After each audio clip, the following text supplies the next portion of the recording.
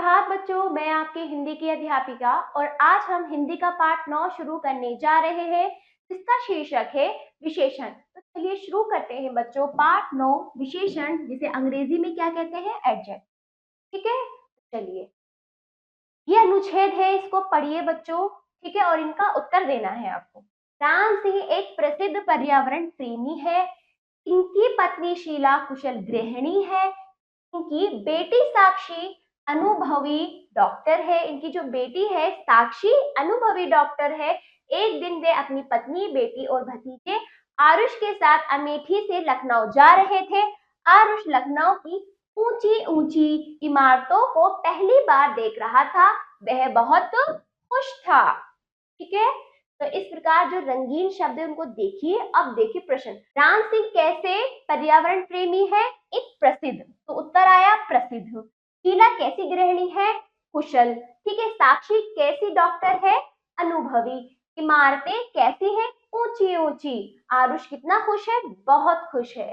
तो इस प्रकार एक प्रसिद्ध, कुशल, अनुभवी, ऊंची ऊंची, बहुत, ये सब संज्ञा किसी संज्ञा शब्द की क्या बता रहे हैं? विशेषता, उनके बारे में जो कुछ बता रहे हैं। ठीक है, ये शब्द संज्ञा के बारे में बता रहे, तो यही शब्द क्या होते हैं? यही शब्द हमारे विशेषण होते हैं। परिभाषा देखिए, किसी संज्ञा अथवा सर्वनाम की विशेषता बताने वाले शब्द को विशेषण कहते हैं। जैसे अभी हमने देखा, एक प्रसिद्ध, कुशल, अनुभवी, ऊंची ऊंची, बहुत, यानी कि हम संज्ञा या सर्वनाम के बारे में जो कुछ बता रहे हैं, उनकी विशेषता बता रहे हैं, वही हमारा विशेषण, वही शब्द हमारे विशेषण।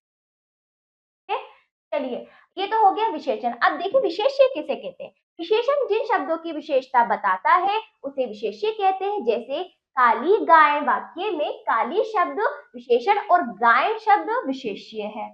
ठीक है, तो अभी मैं और भी इसमें भी बता देती हूँ। जैसे शीला कैसी गृहिणी है, शीला क्या हुई? विशेष्य।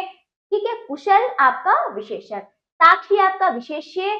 ठीक है, अनुभवी उसका विशेषण, इमारतें आपका विशेष्य, इमारतों के बारे में बताया, ऊंची ऊंची आपका विशेषण। ठीक है, इस प्रकार आप विशेष्य और विशेषण को समझ सकते हैं। ठीक है, चलिए, विशेषण वो होता है जो संज्ञा सर्वनाम के बारे में जो कुछ बताते हैं, और विशेष्य क्या होता है? विशेषण जिन शब्दों के बारे में जो बताता है वो आपके विशेष्य होते हैं। समझ आया? विशेषण के भेद देखिए बच्चों, 4 भेद होते हैं। गुणवाचक विशेषण, संख्यावाचक विशेषण, परिमाणवाचक विशेषण और सार्वनामिक विशेषण। 4 प्रकार के विशेषण। गुणवाचक विशेषण देखिए, चित्र देखिए बच्चों। मोटा लड़का, काली गाय, महात्मा गांधी महान थे। तो मोटा, काली, महान, ये क्या है? ये किसी वस्तु या व्यक्ति की विशेषता बता रहे हैं, उसके गुण या दोष के बारे में। अब समझिए, गुणवाचक विशेषण वो होते हैं सिर्फ गुण नहीं, उसके दोष के बारे में बताए, वो हमारे विशेषण शब्द किसके जाएंगे? वो हमारे गुणवाचक, जो किसी व्यक्ति या वस्तु के गुण या दोष के बारे में बताए। ठीक है, या उसकी या रंग रूप के बारे में बताए, अवस्था के बारे में बताए, स्वाद, आकार, ये सब के बारे में बताए, वो हमारे गुणवाचक विशेषण होते हैं। जैसे देखिए बच्चों, अन्य उदाहरण, जैसे गुण के अंतर्गत क्या आएंगे, कौन से शब्द विशेषण होते हैं? जैसे महान, अच्छा, बुद्धिमान, गुणवान, दयालु। दोष में बुरा, दुष्ट, आलसी, क्रोधी, लालची आपके दोष के अंतर्गत आ जाएंगे। रूप रंग, गोरा, काला, नीला, सुंदर, खूबसूरत, सांवला आदि। अवस्था, बचपन, युवा, किशोर, बूढ़ा, गरीब, अमीर, बीमार, ये आपकी अवस्था विशेषण होंगे। स्वाद जो होगा, खट्टा, मीठा, तीखा, कसेला आदि। आकार, जैसे ऊंचा, नीचा, लंबा, मोटा, गोला, छोटा, बड़ा, यानी कि आपकी जो संज्ञा है, उनकी जो गुण, दोष, अवस्था, रंग, रूप, आकार के बारे में बता रहे हैं, वो हमारे गुणवाचक विशेषण के अंतर्गत आते हैं। दूसरा देखिए, संख्यावाचक विशेषण। जैसे चित्र देखिए, राम सिंह एक समाज सेवी है। यह मेरी पहली साइकिल है। वहां सैकड़ों लोग थे। तो यहाँ राम सिंह के बारे में, साइकिल के बारे में बता रहे हैं, और लोगों के बारे में, उनकी संख्या के बारे में बता रहे हैं। किसकी संख्या? एक, पहली, सैकड़ों। तो ये शब्द आपके संख्यावाचक विशेषण के अंतर्गत आते हैं। तो बच्चों इतना समझ आया? चलिए, संज्ञा तो सर्वनाम की संख्या का बोध कराने वाले शब्दों को संख्यावाचक विशेषण कहते हैं। ये इसकी परिभाषा है संख्यावाचक विशेषण की। संख्यावाचक विशेषण 2 प्रकार के होते हैं, एक तो निश्चित संख्यावाचक, दूसरा अनिश्चित संख्यावाचक। निश्चित के अंतर्गत जिसमें हमें संख्या का बोध होता है, यानी हमें पता है कि ये 2 है, 3 है, 4 है, पहला, दूसरा, तीसरा, हमें पता है कि ये है, हमें यहाँ पे निश्चित है। तो निश्चित यानी मालूम है, निश्चितवाचक। अनिश्चितवाचक में हमें मालूम नहीं होता, उसकी मात्रा का, उसकी संख्या का मालूम नहीं होता, है ना। विशेषण शब्द निश्चित संख्या का बोध नहीं कराते। अनिश्चित संख्यावाचक विशेषण हमें निश्चित संख्या का बोध नहीं कराते, जैसे 1, 2, दर्जन, चौथा, पांचवा, सैकड़ों आदि, है ना। 1, 2 इसमें आपके निश्चित भी है और अनिश्चित भी है, ठीक है। चलिए जैसे कि आगे देखते हैं हम, जैसे कि मैं बताती हूँ निश्चितवाचक संख्या में और भी उदाहरण, जैसे कुछ, थोड़ा, कई, हजारों, अनगिनत, अनंत, जिनको हम गिन नहीं सकते, जिनकी हमें संख्या का मालूम नहीं है, वो हमारा अनिश्चित है। बाकी 1, 2, दर्जन, देखो 1, 2, दर्जन, चौथा, पांचवा, ये तो हमारे निश्चित है, जिसमें कुछ, थोड़ा, सैकड़ों, आदि, ये सब हमारे अनिश्चित है। हम इनको संख्या में गिन नहीं पाएंगे, या फिर हमें इनका क्या होता है, इनका बोध नहीं होता, ठीक है। जिनका हो वो निश्चित, जिनका नहीं हो वो अनिश्चित। चलिए बच्चों, तीसरा परिमाणवाचक विशेषण देखिए। जैसे कि उदाहरण के तौर पे आप चित्र को देखिए, 1 लीटर दूध देना, 1 किलो चीनी चाहिए, लखनऊ 1 किलोमीटर है।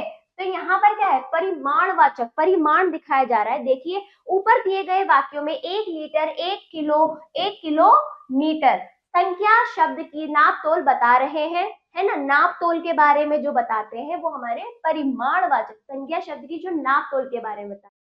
संज्ञा या सर्वनाम की नाप तोल संबंधित विशेषता बताने वाले शब्द परिमाणवाचक विशेषण कहलाते हैं। जैसे 1 लीटर, 2 किलो, 2 पसेरी, 4 किलोमीटर, थोड़ा, अधिक, ज्यादा, कुछ, ये सब आपके अंतर्गत आएंगे। किसके अंतर्गत, परिमाणवाचक विशेषण के अंतर्गत, ठीक है बच्चों। चलिए इसमें हमारी मात्रा को क्या, एक परिमाण दिया जाता है, एक मात्रा दे दी जाती है, एक मेजरमेंट दे दिया जाता है, वो हमारे परिमाण में आता है। इनको हम गिन नहीं सकते, ठीक है। चलिए ये नहीं कि जैसे कि हम बॉल गिनने लगे, है ना, कोई भी चीज गिनने लगते, तो इनको हम गिन कर नहीं, नाप तोल कर इसका इसकी मात्रा का पता लगाते हैं। तो ये परिमाण के अंतर्गत आएगा। फिर दूध को गिन सकते हो आप, नहीं गिन सकते, दूध में कण ही नहीं है, तरल पदार्थ है ना। तो इस प्रकार चीनी को नहीं गिन सकते, तो ये क्या है, ये सब आपके परिमाण के अंतर्गत आएंगे, ठीक है। चलिए सार्वनामिक या संकेतवाचक विशेषण से देखिए, ये पुस्तकें, कोई शहर, वे पेड़, है ना। ऊपर दिए गए वाक्यों में ये, कोई, वे सर्वनाम शब्द क्रमशः पुस्तकें, शहर, पेड़ संज्ञा शब्द की विशेषता बता रहे हैं। आप ये देख रहे होंगे कि ये कोई, वे, तो ये तो सर्वनाम है, ये विशेषण कैसे बन गया, मैं बताती हूँ कैसे बन गया। यदि देखो बच्चों, हमने इससे पहले पढ़ा था संज्ञा के स्थान पर सर्वनाम आता है, या तो सर्वनाम होगा या संज्ञा होगी। यदि संज्ञा के साथ सर्वनाम आ जाए, यानी संज्ञा से पहले सर्वनाम भी आ रहा है, दोनों साथ आ रहे हैं, तो वो सर्वनाम सार्वनामिक विशेषण बन जाएगा। यदि संज्ञा नहीं है, केवल सर्वनाम आ रहा है, तो वो सर्वनाम है, समझ गए। और इसको संकेतवाचक विशेषण भी कहते हैं, क्योंकि हम इसको संकेत करके तो बता रहे हैं, ये पुस्तक, कोई शहर, वे पेड़, संकेत भी हो रहा है। यानी कि आप इतना समझो, संज्ञा और सर्वनाम साथ में आ रहे हैं, और सर्वनाम संज्ञा से पहले आ रहा है तो सार्वनामिक विशेषण। यदि संज्ञा नहीं है, केवल सर्वनाम आ रहा है, तो वो सर्वनाम होगा, ठीक है। चलिए सर्वनाम शब्दों का प्रयोग संज्ञा शब्दों की विशेषता बताने के लिए किया जाता है, तो वे सार्वनामिक अथवा संकेतवाचक विशेषण भी कहलाते हैं, ठीक है। तो ये क्या, संकेत भी, इस तरह से संकेत देने के कारण इसको संकेतवाचक विशेषण। पाठ समाप्त। पुनरावृत्ति देखिए, किसी संज्ञा अथवा सर्वनाम की विशेषता बताने वाले शब्दों को विशेषण कहते हैं। विशेषण के 4 भेद होते हैं, गुणवाचक विशेषण, संख्यावाचक विशेषण, परिमाणवाचक विशेषण, सार्वनामिक विशेषण। तो इस प्रकार हमने इस पाठ में इसको अच्छे से समझा जाना। आओ करें अभ्यास, सोचिए और बताइए। उत्तर दीजिए निम्नलिखित के, नंबर 1 विशेषण किसे कहते हैं, नंबर 2 विशेषण के कितने भेद होते हैं, 3 विशेषण के 4 भेद कौन कौन से होते हैं, चौथा देखिए संख्यावाचक सर्वनाम कितने प्रकार के होते हैं। तो पाठ को आपने अच्छे से पढ़ लिया है, मौखिक रूप से स्वयं बोलने का प्रयास देंगे, इसका उत्तर दीजिएगा बच्चों, इन सबका बोलकर उत्तर देना है आपको। सोचिए और लिखिए। अभी लिखित अभ्यास देखिए, विशेषण शब्दों का उनके विशेष्य से मिलान कीजिए। तो एक तरफ विशेषण, दूसरा विशेष्य। विशेष्य क्या होता है बताइए। तो विशेष्य क्या होता है बच्चों, जो विशेषण शब्द जिनकी विशेषता बता रहे हैं वो आपका विशेष्य, और विशेषण वो और संज्ञा सर्वनाम की जो विशेषता बताते हैं वो विशेषण। ठीक है, इतना समझिए। काली गाय, 1 लीटर दूध, 5 किलो आम, ऊंची इमारतें, ठंडी आइसक्रीम, विषैला सांप। तो इस प्रकार विशेष्य, इन विशेष्यों की यह विशेषता है, इसको हमें सही मिलान करना था, हमने कर लिया। गा देखिए विशेषण शब्दों को छाटकर नीचे कॉलम में लिखिए, गुणवाचक, संख्यावाचक, परिमाणवाचक, सार्वनामिक। तो आपको ये अलग अलग विशेषण के भेद है, उनमें उनके क्या लिखने हैं, उनके कॉलम में अपने अपने विशेषण। जैसे गुणवाचक के अंतर्गत ईमानदार आ जाएगा। ठीक है, तो ईमानदार लिख दो आप, ईमानदार। किसी की गुण दोष अवस्था रंग रूप के बारे में बताने वाले गुणवाचक के। संख्यावाचक जैसे 5 आपका संख्यावाचक है। ठीक है, परिमाण, परिमाण में जैसे परिमाण के अंतर्गत क्या आएगा बताइए बच्चों। जैसे आपका 1 लीटर,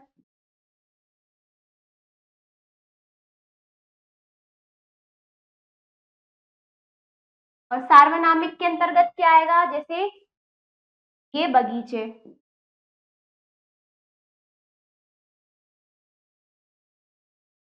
इस प्रकार अलग अलग भेदों के अलग अलग विशेषण अपने अपने कॉलम में लिखने थे।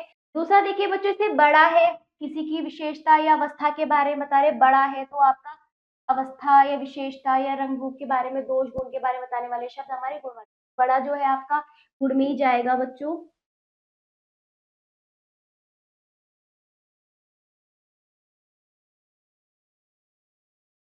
ठीक है, संख्या के अंतर्गत और कौन से आ सकते हैं बताइए, जैसे दर्जन। परिमाण के अंतर्गत क्या आ जाएगा, 3 मीटर।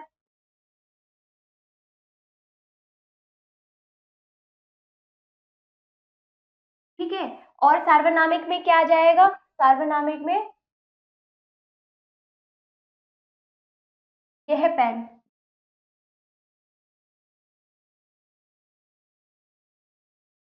इनसे ढूंढ ढूंढ कर आपको लिखना था, बाकी आप स्वयं करेंगे बच्चों, मैंने आपको बता दिया है। अगला देखिए, नीचे दिए जा रहे चित्रों को देखकर विशेषण सहित वाक्य बनाइए। विशेषण शब्द को गोला कीजिए, आपको वाक्य बनाना है इन चित्रों पर, और उस पर विशेषण जो आएगा उस पर आपको गोला भी करना है। जैसे क्या है, आम रसीला है, आम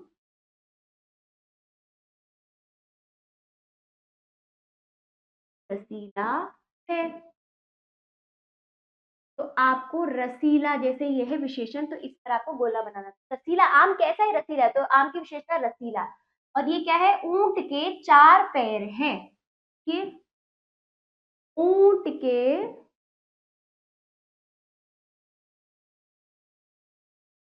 4 पैर हैं।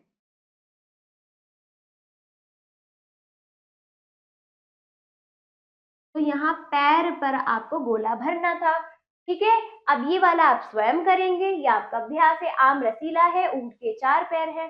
ठीक है, अगला देखिए, नीचे लिखे वाक्यों में से विशेषण और विशेष्य शब्द छाड़ कर लिखिए। जैसे रमेश क्या हुआ, विशेष्य। बुद्धिमान क्या हुआ, विशेषण। तो लिख दीजिए बुद्धिमान विशेषण,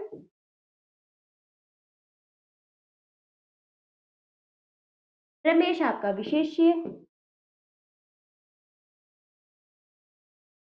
ठीक, अगला देखिए, दूसरा, कुतुब मीनार ऊंची है, तो कुतुब मीनार आपका विशेष्य होगा।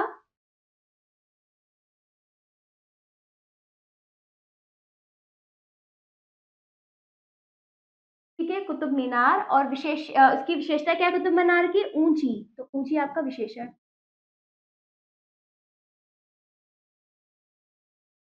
ठीक है, बाकी दो आप स्वयं करेंगे। तो बच्चों ये पाठ समाप्त हुआ।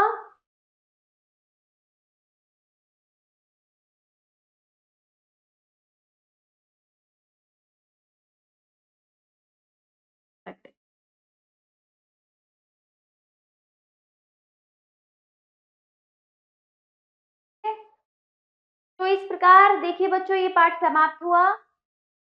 ठीक, बाकी कार्य आप स्वयं करेंगे, मैंने आपको बता दिया है। ठीक, तो अभ्यास कार्य जरूर कीजिएगा, और अब हम मिलते हैं अगले पाठ पर। धन्यवाद।